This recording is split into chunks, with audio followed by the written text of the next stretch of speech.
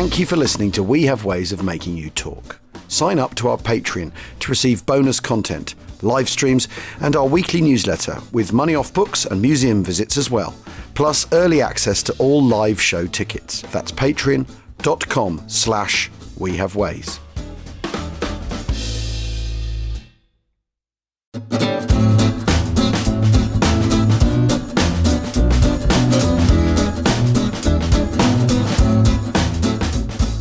Bienvenue à tous, and welcome to We Have Ways of Making You Talk, the Second World War podcast with me, Al Murray, and James Holland. And James, explain to our listeners today's slightly peculiar greeting. Well, we're in St. Peter Port in Guernsey, in the former governor's pad. Which is now a rather nice hotel. Very nice hotel, yeah. And we're in a little sort of club room at the side. And we couldn't find if there was anything peculiar to the Channel Islands that said attention, attention, or warning, warning, or danger, danger. So we just said... Bienvenue à tous. Which is good cheer to you. Hello. Yeah, welcome. Well, anyway. Willkommen. We've come to the Channel Islands because, first of all, I have some shows here. So we've managed to sort of double park ourselves, force multiply the effect of coming here. Yes, exactly. To come and look at principally concrete, awful lot of... disproportionately large amounts. Any of them megastructures of a Nazi kind, Jim? Yeah. Nazi megastructures came to Channel Islands, but I wasn't one of the participants in that, actually. No. That's brilliant. So that means you're going to get to clap eyes on Nazi megastructures for the first time. No. I saw them when I was a teenager. Right. I came over with my mates and we got pissed. We came cycling around. Oh, brilliant. With all the people in SARC who do about 8 different jobs. Brilliant. Well, what we thought we'd do, though, is a series of episodes here on the channel, here on Guernsey, right? So, which is, after all, the most heavily fortified of them all. And I just want to say the best of the Channel Islands to any of the other Channel Islanders listening now, because I understand that you all basically understand the harmony between the different islands is a very important thing. Really, the reason we're here, the history we're here to look at, is the history of the occupation of the Channel Islands. Yeah. Which is a sort of a most extraordinary story, and has that kind of those photos which offer you that it could have happened here. Yeah, and the only part of the British Isles to be occupied by the Nazis. But we have to explain here that the Channel Islands are not part of the United Kingdom. No, they're not. No. Of Great Britain. They're crown dependencies. They're crown dependencies. So we are responsible for their defence until such time that we decide we're not. Which is you've just cut the long story short there. 15th of June 1940. But we're responsible for their defence. Obviously, King Charles III is the monarch, as was King George VI back in the day. They're responsible for their own governance and their own... Yeah, and own taxes, which is why they're a tax haven and why they can make lager so expensive. Yeah. But it's supposedly protected by the British Army. And so when the war starts, as we all know, nothing then proceeds to happen. And actually in March, the British government says, look, everyone's a bit fed up with this. If you want to go on your holes to Channel Islands, off you go. That is proper Krieg, phony war. Yeah. Nonsense, isn't it? But and plenty of people are on holiday, aren't they? So, the old sort of packet steamers heading down over here, the Channel ferries. But so the British government say it's all right, you can go on a holiday there. You go on holiday. And there is one couple that basically stays until 9th of May 1945. Really longest Airbnb stay ever. Really? We're in Normandy. So basically what happens here is Falgelb, the French army is caught napping. Let's just not beat about the bush here. French army's caught napping. The BEF, it's nothing to do with Zut alors. Oh gosh, the French seem. Je suis désolé. French seem to have disappeared from our right flank, old boy. Well, I'm afraid there's nothing for it. We're going to have to pull back. We're going to have to pull back and get out. Anyway, and that of course means with the fall of France, and the British of course attempt the landings at Cherbourg, don't they? They send. Well, they do, yeah. Yeah, they send more people in. With Brooke. This is General Alan Brooke? Yeah, a second set of landings. Or a set of landings there to try this with another BEF. And, of course, there's that operation where they send all those Whitleys over to bomb Italy. That's right. That goes through here. The day after So Mussolini declares war on the 10th of June. It's like the 11th of June, isn't it? Yeah, so it's on the 11th of June. Yes, Operation Haddock. Operation Haddock. They don't call them. Such They a don't good call them one. stuff like that anymore. Yeah. Backed up with Operation Savaloy and Operation Mushy Peas. But Operation Haddock, basically, they fly. They do a pit stop here and fly to Genoa and Turin. Operation John Dory. Yeah. Two aircraft are lost on that sortie. But so the Channel Lines are part of the way the British are going to fight, right up until they're not. Yes, because the thing about Haddock is he always says, only 10 planes took part, 2 were lost, or whatever, because there were only 12. Yeah, that's the best they can That's do. it. That's sort of circuit RAF 2024. And what you end up with is Dill, Field Marshal Sir John Dill. Oh, can I do this one? The Channel Islands possess little, if any, strategic value from naval, military, or air point of view. To defend them adequately would be extremely expensive, if not impracticable. Impracticable. That's always one of those things. That's easy for him to say. Yeah. If you're here, hard cheese, old man. There's some very hard cheese about to be massively hard cheese delivered, and obviously the British are thinking. Well, they're thinking we've just pulled back from Dunkirk. Yep. Miracle of miracles. We haven't really got much left in the tank, and we have got soldiers, but they've just come back from France. Norway, where things haven't gone terribly well. Our entire Northwest European strategy has been is in tatters. Yeah. We've left all our equipment behind in Norway or in somewhere in the North Sea or on the beaches of Dunkirk and Calais. We've done a little remonstration in Cherbourg, but that hasn't really worked, and we've skedaddled. We've lost the Highland Division near Le Havre. So what are we going to defend Channel Islands for, and kind of what for? Because they're not part of the United Kingdom. No, well, no. They're only a dependency. I mean, but it also indicates, I mean, we've touched on this over the way on the podcast, how ruthless actually the British state is repeatedly. Because don't forget, this is also, in the same stroke, we're talking about destruction of the French fleet at Mirza Kabir in Algeria and Iran. I mean, so this is all happening in a tumult. Yeah. And also, it's that thing that these decisions, that they're making decisions like that over and over and over again. It's not like they've set up a board of inquiry to work out what. Let's set up 5 quangos, a board of inquiry. We'll look into it. We'll think about it. We'll give you an answer in March. In 3 years' time. And March 2 years' time. So the War Cabinet basically go, well, what we'll do is there's initially a plan to send 2 battalions out. One to Jersey, Bergerac Battalion, and the other here to protect the island and then evacuate all women and children and destroy the aerodrome and oil stocks. Which that actually sounds pretty sensible, but it's only on the 16th of June do they tell the lieutenant governors. So there's a lieutenant governors who are kind of like the old, they're military figures, they're sort of generals. And if they don't wear pith helmets, they kind of might as well do. They've probably got one in the cupboard somewhere. Churchill's furious about it. He thinks it's what Churchill is worried about is things that look like Britain throwing in the towel. Yeah, of course he does, because he's just been doing all this amazing rhetoric about we'll never surrender and we'll fight them on the beaches. Yeah. And actually his big one is on the so he does that big speech, doesn't he, on the 18th. Yep. Where he talks about, we should return to sunlit uplands or else descend into a new dark age. But do you know who comes through here on the 17th of June? Who?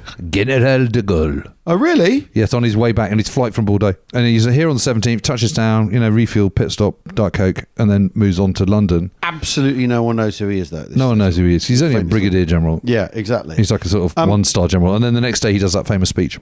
Right. 18th of June, which is also the same day that Churchill does his one. And it's also the day that David Lowe does his cartoon in the Express, going very well alone with the guy standing, the Tommy on. Yes, that is cited as evidence of the British being on their own, and the plans keep changing, and you end up with a situation where the remainder of British troops are withdrawn. Local forces which remain are given eternal. 501 squadron disappears off. Yep, destruction of oil stocks and no evacuate on the 21st of June.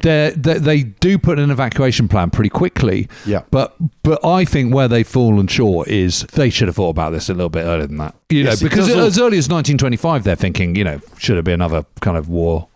Yeah. I mean, obviously the First World War has been the war to end all wars, but should they, and they're not going to have another one at that point. Yeah. But already been recognised in probably the Strategic Defence Review of 1925. Yeah. I mean, it is much, much closer to France. I mean, it would be really difficult to defend here, wouldn't it? You're that much closer to, if they were at the Isle of Wight, it'd be fine, but they're not. But if you so put an imaginary fighter squadron on here, it'd be like Malta. By the time you knew they were coming, you wouldn't be able to get them in the air, and you need even less. Well, exactly, but you need, so for fighter defence to work, you need height. Yeah, there's no chance. They're absolutely undefendable. It just couldn't be done. So on the 22nd of June 1940... And frankly, what would happen is this whole place would get absolutely bombed to smithereens. Pulverised. Pulverised. And everyone would be killed. Everyone would be killed. So there is no choice in the matter. And actually, that's why there is not really a massive outcry about this. There's no kind of, this is disgraceful, how are we abandoning original islands? There's none of that at all. There really isn't. There isn't here either. Right, so on the 22nd of June, the islands are demilitarised. They're declared an open place. Yes. Yeah, which is... And they give the message that school children can all leave. Yeah. And the population can leave. But the truth is there aren't enough boats. There's not enough ships to do this. But the priority is to school children, and then it is parents of school children, mothers of school children, and then it's sort of who's left. Who's left, yeah. Yeah. And Alderney is entirely evacuated. Bar 8 people. Yep. And Sark, which is much smaller than Alderney, to be fair. They decide to stay put. Wow, the Dame of Sark says, no, it's stay put. Yeah, but also I can completely understand why, because, the Germans might occupy, but there's nothing they're going to do there, because there's nothing to defend. It's tiny. So the Germans send recce flights over to have a look, the 20th to the 28th of June, and then on the 28th of June, they bomb St. Peter Port, where we are now. They do, because the British government haven't done the back channels and told the Germans that they are demilitarising it. So the Germans are sending over planes speculatively. Is that to get the Germans to delay? Because if you tell them it's demilitarised, they'll come here straight away. Is that to try and put some sort of... I don't know. The way I've situation. always read it is just an oversight. Right. There's a sudden kind of, oh my God, we've got to do this. We've got to evacuate all these people. And they do evacuate a lot of people. So they evacuate 17,000 people out of 42,000 from Guernsey. Yeah. And they do, I think, 4/5 of all school children on the Channel Islands overall. That's all right. And some of them have a fantastic time, and lots of them don't. I mean, they're separated from their parents, even if the parents go with them. There's this whole program from the United States of sponsoring school children from the Channel Islands, and Eleanor Roosevelt sponsors a girl called Paulette. In the bombing, they attack tomato lorries, which they think are military lorries. Well, they're right on the port down at Peter Port. They're on the kind of jet, on the quayside. They're loading up a whole bunch of tomatoes, and they think, there's definitely troops in those trucks. So they bomb them. 33 people get killed, and then a further 7 get killed elsewhere. So 40 in all, I think it is. And then on the 30th, Hauptmann Lieber Pletteritz lands on Guernsey's deserted airfield and sees no evidence of the military. Reports back. 3 Blenheims strafe the airport, and he flies back to France and says, by the way, there's no one there. And by the end of that evening, more planes are flown over. And I absolutely love this. So the Inspector Sculfer of the Guernsey Police arrives at the airport with a letter signed by the bailiff. Yeah. And the bailiffs are the sort of... well, you've got the lieutenant governors. They go. Yeah. They're off. Yeah. So they then hand them... the bailiffs are then the kind of sort of... He's the administrative head. Yeah. They're the people. So it's sort of roughly equivalent to the sort of president is the lieutenant governor,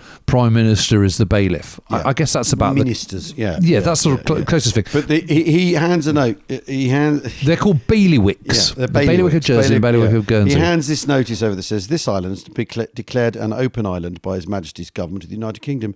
There are no armed forces of any description. The bearer has been instructed to hand this communication to you. He does not understand the German language. I just absolutely love that. He's handing over a letter. It could mean absolutely anything. He doesn't know. No, not a clue. And then Major Albrecht Lantz asks to be taken to the island's leader. Take me to your leader, literally. They travel by police car to the Royal Hotel, and they're joined by the bailiff. So the leader, on the spot. But they've already decided there's going to be like a sort of shift in how they do things. There's going to be this sort of controlling committee, the States of Deliberation.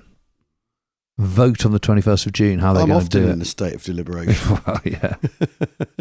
That's standing at the bar, isn't it? State of deliberation. And the first troops arrive on the 14th of July with some flak units. They come on the freighter SS Holland, Jim. How about that? Yeah, what do you know? And so to start with, it's 600 German soldiers. Doesn't stay that way though, does it? 22,000 people, yeah. But I think the really interesting thing is this order from the absolute highest bit, which is Hitler. Hitler's absolutely cock-a-hoop. So June has been such a brilliant month for him. He's just absolutely loving it. He's toured Paris. He's done his little jig. He danced his little jig at the railway carriage. Yeah. He's humiliated the French. He loathes with a passion. Everything's going absolutely brilliantly. And he's got the Channel Islands. And he's desperate for the British to throw in the towel, which he thinks they're going to do any time because they've lost their army. And what other course is there when you've just lost your army and you've been humiliated so badly?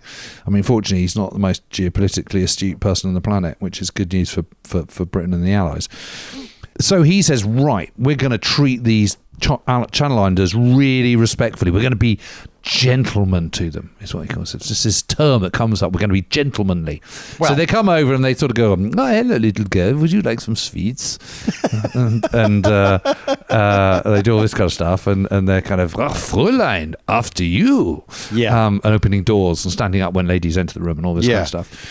But I'm being very courteous and elegant. You know, Lord Portsea, who's from Jersey, he says, the islanders at once understood the full meaning of demilitarisation. They found it was a very near relative of abandonment, of breaking the ties that were more than 800 years old, a breaking of ties with the crown of over 1,000 years. The British do take a tiny bit of, there's a sort of fig leaf of military action in the form of Operation Ambassador, which is Ambassador, which is sort of nascent commando. Well, this is our friend Dudley Clark, friend of the show. So it's independent company people left over from Norway. It's a raid, and of course, this is always things that raises the question: what on earth are raids actually? When it comes down to it, what is a commando raid? What's the purpose of it? And actually, what it's about is making the Germans think this could happen anywhere, at any time, at any minute, keep them off balance, and make them defend places where there's really no point defending them at all. And we, right from the start, we said, these islands have no proper strategic value, certainly not for the British. So why would they, when you actually sit down with a blank piece of paper, what are Germany's strategic needs? Occupying here isn't one of them. And pouring a lot of concrete here really isn't one of them. This is my point. So go on. My point is you could argue that this early nascent independent company early commandos operations is one of the most successful commando operations of the entire war. Yeah. Because of what follows. Yeah. Yeah, exactly. What's the percentage of Atlantic Wall concrete that's spending on the Channel Islands? Well, if you think the Atlantic Wall goes from the Arctic Circle in Norway down to the border in Spain, between Spain and France, and includes the whole of the Pas de Calais, includes the whole of the Danish coastline on the western coastline, includes the whole of the Dutch coast and Belgian coast, and includes the Normandy coastline, which will obviously eventually be invaded by the Allies in June 1944. It is 10% here, of which about 6% of that 10% is on Guernsey. That is absolutely unbelievable. Yeah, and I can tell you what, we're going to be looking around some of these defences tomorrow, but I can tell you these defences knock Normandy defences out of the water. Well, yes, because you will see them. You'll look at some of these these concrete bunkers and some of these watchtowers and underground hostels. There is nothing like it in Normandy. Because we've been pretty disparaging about like the Long-sur-Mer battery, it's after all, it's not a battery. It's 4 guns. It's a troop. I mean, so it's a raiding party consisting of 40 men from the newly formed Number 3 Commando, Lieutenant Colonel John Durnford Slater, and 100 men from Number 11 Independent Company under Ronnie Todd. 4 of them are captured. The German strength at the time is 469 people, and there are no casualties or losses on the German side. But it results exceeds. Yeah, so paranoia. That is the most. I think we're going to Gottenhimmel. We've got to. If you're German, you're going Gottenhimmel. We've got to do more here. Right. So, if you're Hitler, and Hitler's going. Why was it not defended? Spittle, halitosis, etc. So we're going to take a break shortly, but ponder on that, ladies and gentlemen. The most successful commando war operation of all time, Operation Ambassador, with no casualties on the enemy side, and 4 of our lads captured. But that's a bold claim, but there's reason to this madness. We'll see you in a minute.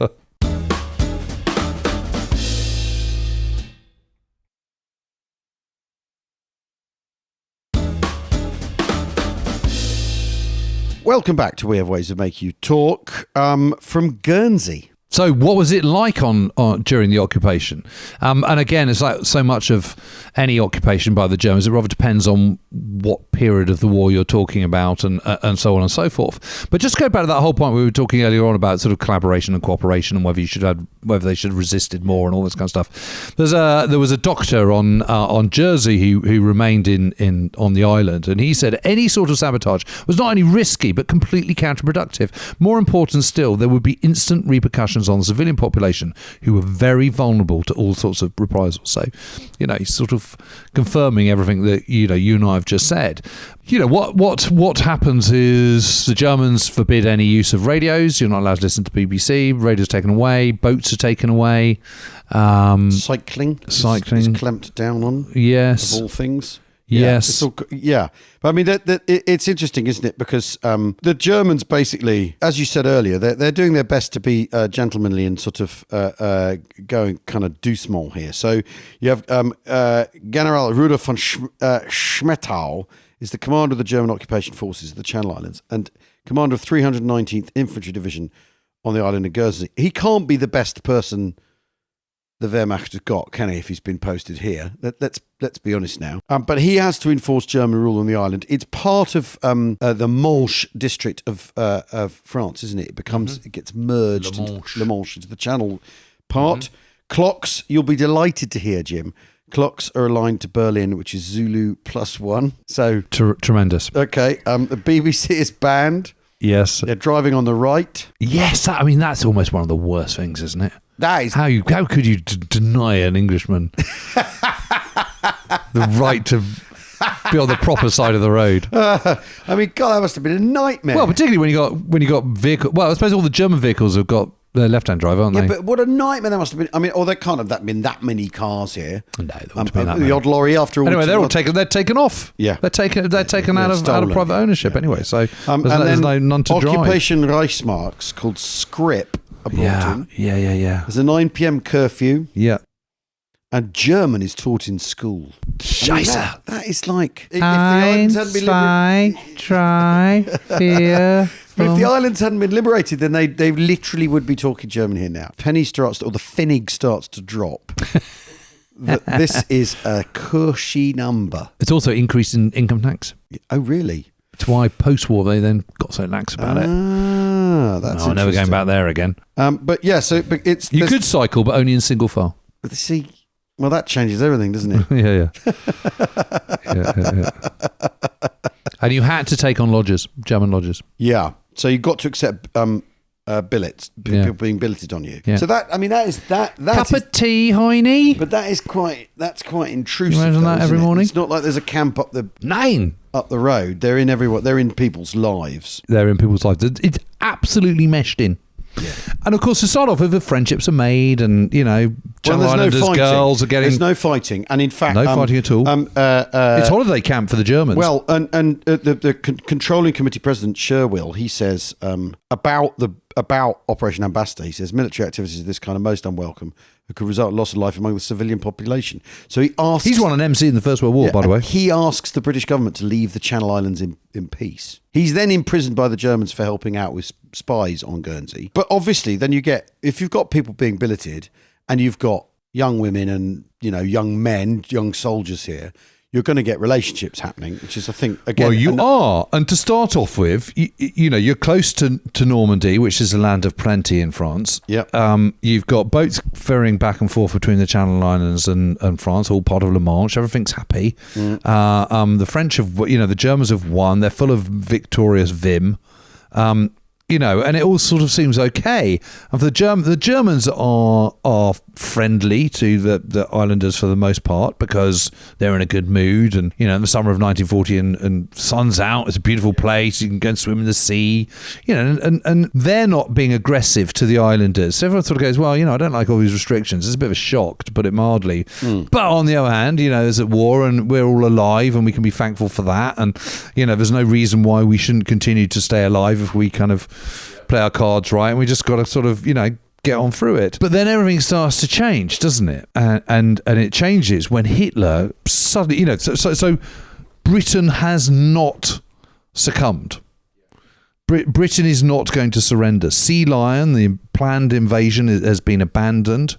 We already know by the time Sea Lion is, supposed to be going into being in September 1940 that Hitler is already thinking about invading the Soviet Union much earlier than he'd originally planned, which was originally kind of sort of loosely for 1943-44, and everything's changing, and he recognises that Britain is not soon to be out of the war, and what does that mean? That means he's going to reinforce the Channel Islands because he's damned if they're going to get it back again. Well, yes, because obviously he thinks. So you need to make it a festung. While he's looking in the other direction, yeah, that they might sneak in. And that's exactly what he thinks, because the timing of all this is, I think, really, really interesting, and that's.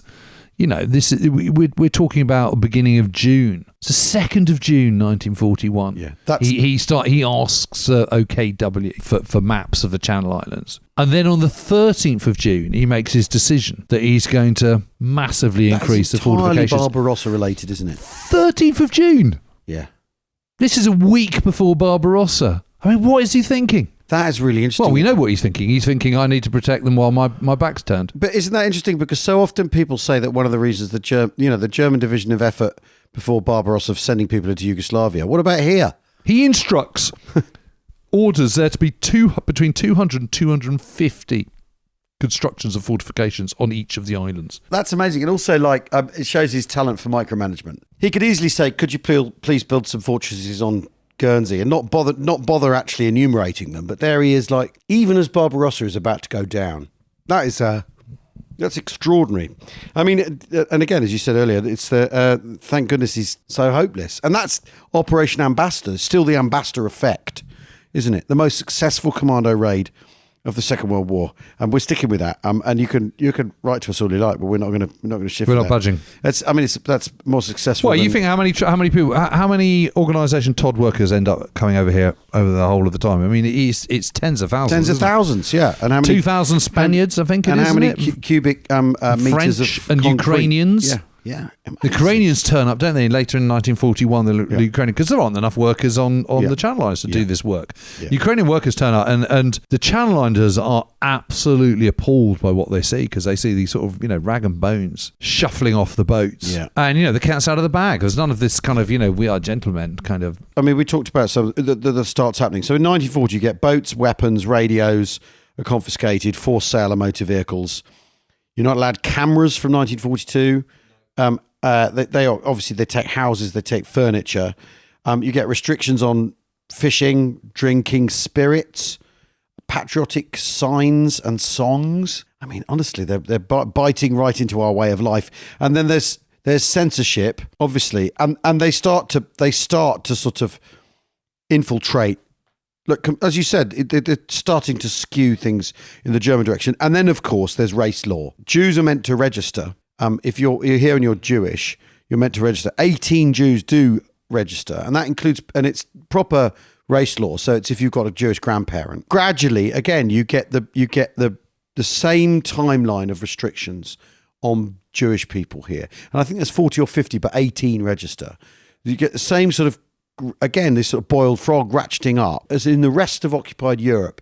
The fact that this is occupied British Europe, nothing to do with the doesn't accept any element of the timeline. They have to wear Stars of David. They're banned from public spaces. And you have 3 Jewish people who've come here, two Austrian Jews, 1 Polish Jew, who've come here to get away from, the rising anti-Semitic temperature in Europe. And came here when it was safe. Couldn't get a visa to Britain. Couldn't get out. Yeah, and the British government isn't respecting people's ethnicity and the possibility of persecution when it's granting visas. Yep. And they're deported on the 21st of April 1942. Yep. All through them, and they're sent to Saint Malo, and then they're shipped to Auschwitz. Auschwitz-Birkenau, yeah, where they are gassed. There's Marianne Grunfeld, who was from Poland. Yep. Born in 1912. Therese Steiner was born in Vienna, and August Spitz, who's also from Vienna, who came here to work as a cook. Yeah. It's terrible, isn't it? But it is terrible, and it's that thing that the tentacles of the Holocaust reaching here, which I think does seem, so much of the sort of cognitive thing. You know, you look at the photographs of here, and you know the buildings are obviously British, and to see German helm, you know, the German style helm here is really it's very, very jarring. Marching past Boots the chemist. Yeah, so I don't like seeing these photos. No, exactly. So to know that the tentacles of the Holocaust reached here is really chilling, and also shows that for all the like gentlemanliness of the Nazis at the start, of the Germans at the start in their occupation, you know, as the screws are tightened during the war, their racial policy gets to here. So deportations start to take place. Yes, that's right.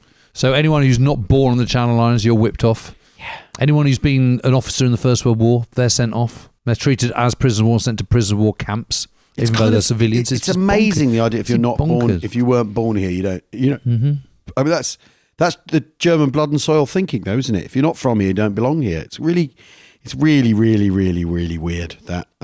As you say, I mean, it gets worse. Yes, there was one woman called Gladys Skillett who was 5 months pregnant when she's deported. And those deportations start around about August of 1942. So it's the similar. That's when things are turning in Germany, aren't they? So apart from the civilian population being sort of cracked down on and ratcheted and life changing. Well, yeah, because the problem is you've then got all these workers on here who need to be fed, but obviously they're fed the minimum amount. But if you've also got thousands of workers and you've now got 12,000 troops just on Guernsey alone, they all need to be fed. Yeah.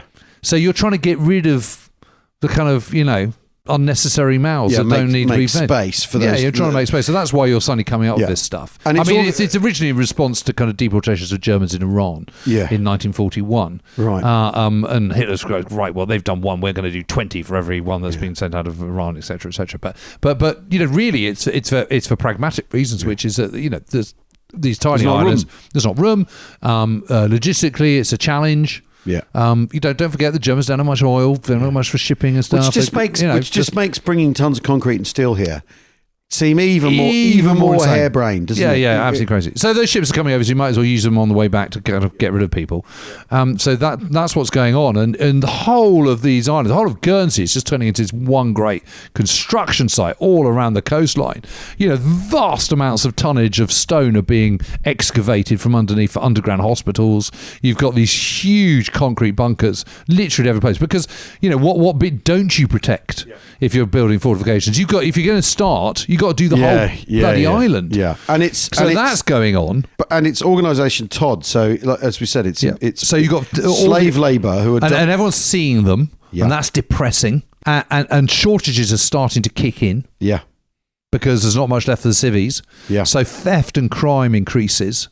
Yeah. So then, in turn, so does the kind of hard hand of German occupation law. Yep. So that causes even greater resentment. Yeah. And then people start thinking, well, no, sod them, I am going to listen to my wireless set. Yeah. And so that makes things even worse. You know, and then on top of that, you've got a situation where you've got one German soldier for every 2 civilians here in Guernsey alone. It's so crazy. It's 1 to 80 in France. Completely, really, because you just imagine you're it's 1942 and you're on the island. You've been there. You're remembering the kind of sort of okay-ish days, not okay, but the kind of sort of early days where things sort of seem, you could probably get through it. By 1942, you're really starting to feel it, and the mood of the occupiers has changed. Yeah. They're not quite the kind of friendly gentlemen that they had been in 1940. Yeah, there's resentment kicking in. Well, but that's also the curve in the rest of Europe, isn't it? It's once the Germans start losing, they become more desperate, and you're seeing these rag and bone slave workers, and you're seeing these huge slabs of concrete coming out all over your beautiful, formerly peaceful island. Yeah. You're not going to be too happy, are you? Yeah. Well, and then as the war turns, obviously, we're very close to Normandy. So the night of the 5th of June, and you've had the French coast. And incidentally, coastal command is going around and harrying German shipping between France and here all the time. All the time, yeah. Yeah. So you might not be attacking the island, but you are attacking the shipping. Yeah. Well, we've got to do something. But that's the thing, isn't it? Is that the shipping offers a target, doesn't it? Yes. It offers you an opportunity as the British, and creates a dilemma for the Germans. Do they carry on supplying here, or do they? Well, so the invasion comes in June, And it, obviously they see this, in daylight, they see the shelling, they see the airlifts go in, they see it play out. And I imagine that on the 5th, 6th of June, if you live here, thinking, oh, maybe this is our moment where we're liberated. And of course that then doesn't happen, and the Channel Islands become more isolated. Nothing comes here until October of 1944. Basically, people are starving. Von Schmettau has been replaced by Vice Admiral Friedrich Hofmeier. Hofmeier, yeah. Former friend of the show. And basically, he's old school, evil Nazi bastard. He's a Nazi mega something.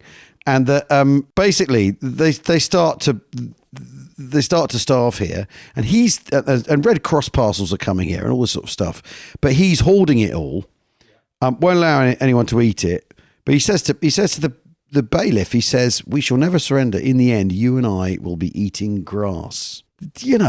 Hearts and minds, eh? When liberation does come, obviously it's when the war is actually completely over, essentially, isn't it? That this is the last. Certainly in France, it's the last bit of France to fall, isn't it? As it were, or the last France-adjacent territory to fall. Well, the British very sensibly just ignore it. I mean, they just say, well, we're not going to get involved in that.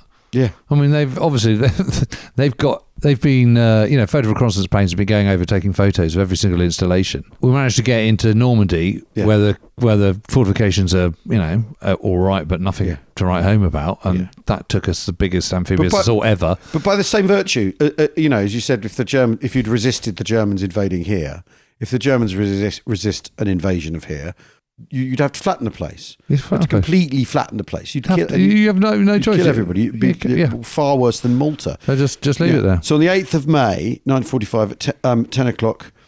Well, they've all been starving by this point. It is really bad. And so the experience, you have to understand that in that last winter of the war, say again, very bad winters, in 1944-45, it was really tough because there isn't enough ability, there isn't enough farming space on any of the Channel Islands, let alone Guernsey, to be able to provide food for all the people that are here, the occupying forces and the slave labour, the organisation and the civilians. So it is really, really bad. And they're all starving. They're all, they're eating their kind of one potato a day and raw onions and eating cats and dogs. Yeah. But not just in Springfield. They're really literally doing that here as well. But on the 8th of May at 10 o'clock in the morning, the Germans tell, and it's not specified whether that's Berlin time, Zulu +1 or whatever, the German authorities tell the islanders the war's over. At 1500 hours, Churchill makes a broadcast. Hostilities will end officially at 1 minute after midnight tonight.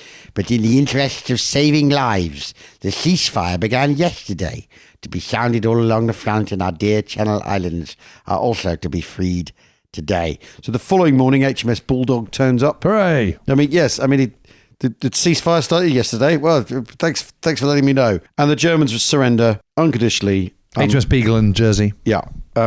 Surgeon Lieutenant Ronald MacDonald.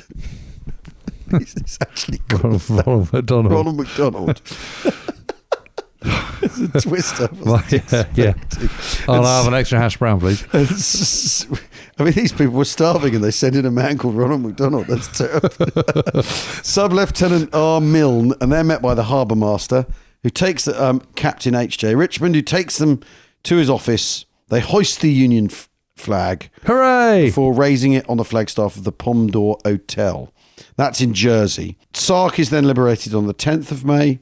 The German troops in Alderney don't surrender until the 16th of May, basically a week later. German POWs are removed from Alderney on the 20th, and the population start to go back at the end of the year. I remember doing a TV program called Victory in Europe. And we came here and we interviewed people who remembered the surrender. Really? Yeah, and it was this lovely lady. We went to her house and she said, I remember she said all the troops turned up and we were hugging and kissing. And I was like, yeah, bet you were.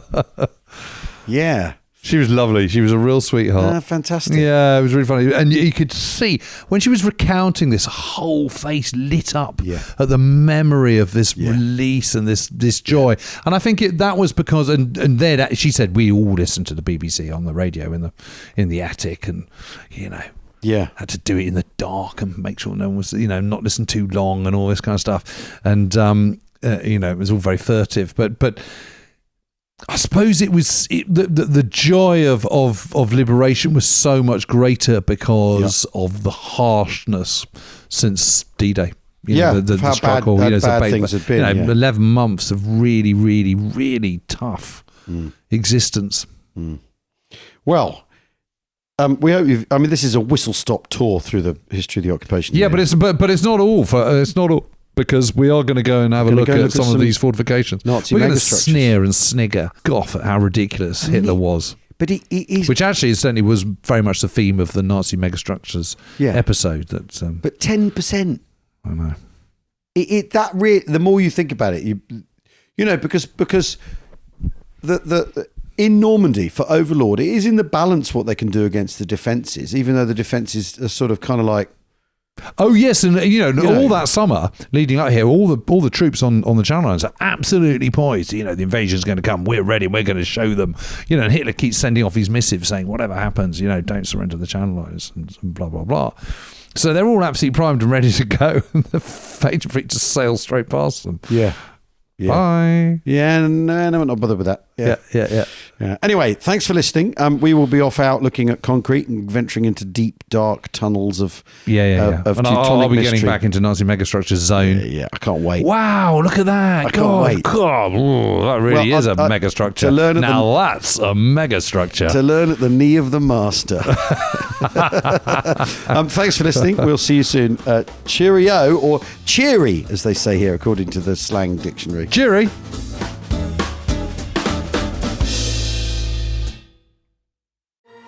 Five bitter months of fighting, 4 bloody battles, 1 legendary campaign.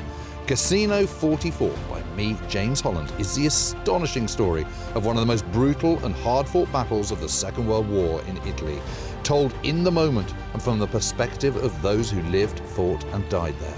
Casino 44, out now in hardback, ebook and audio.